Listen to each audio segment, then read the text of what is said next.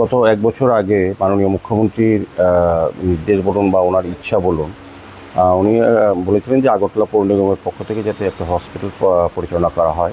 সেই উদ্দেশ্যে আগরতলা শহরবাসীকে বিশেষ করে আইজিএম এবং জিবি হসপিটালের যে লোড কমানোর জন্য রোগীদের, প্রচুর পরিমাণে রোগীর সংখ্যা যায়, এটাকে লক্ষ্য রেখে উনি চিন্তা করেছিলেন যে আগরতলা শহরে যদি একটা হসপিটাল করা হয়, এটা রোগীদের পক্ষে সুবিধা হবে। বিশেষ করে শহরবাসী যারা, তারা সুযোগ পাবেন স্বাস্থ্য পরিষেবার। এটাকে সামনে রেখে মুখ্যমন্ত্রীর এই ইচ্ছাকে সম্মান জানিয়ে আগরতলা পৌর নিগম, বিশেষ করে স্বাস্থ্য দপ্তর আমাদের রাজ্য সরকারের, ওনাদের বিশেষ ব্যবস্থাপনা আমি বলবো যে আগামী কিছুদিনের মধ্যেই মাননীয় মুখ্যমন্ত্রীর হাত ধরে এটা আনুষ্ঠানিকভাবে উদ্বোধন করা হবে। এই শহরবাসীর জন্য বিশেষ করে বা রাজ্যবাসীর জন্য এটা ব্যবহার করার জন্য সুযোগ করে দেওয়া হবে স্বাস্থ্য পরিষেবার ক্ষেত্রে।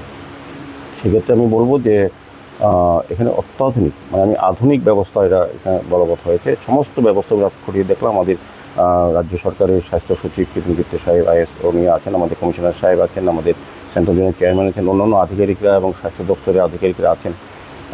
যেটা আজকে লক্ষ্য করলাম যে কাজের অগ্রগতি সম্পূর্ণ প্রায় খুব ভালো এবং শেষের দিকে। এটা যদি মাননীয় মুখ্যমন্ত্রী ওনার সময় দিলেই আমরা আনুষ্ঠানিকভাবে এই মাসেই মাঝামাঝির মধ্যেই আমরা এটা শুরু করবো আনুষ্ঠানিকভাবে। তো আমার মনে হয় যে আমরা যে উদ্দেশ্য, আমাদের সরকারের যে উদ্দেশ্য, সার্বিকভাবে সমস্ত স্বাস্থ্য পরিষেবা মানুষের কাছে পৌঁছে দেওয়ার ক্ষেত্রে, বিশেষ করে আরবান এরিয়াতে, যাতে যে যতগুলি ব্যবস্থাপনা আছে সেগুলিকে সঠিকভাবে পরিচালনা করার ক্ষেত্রে আমাদের স্বাস্থ্য দপ্তর খুব সুন্দরভাবে কাজ করছে।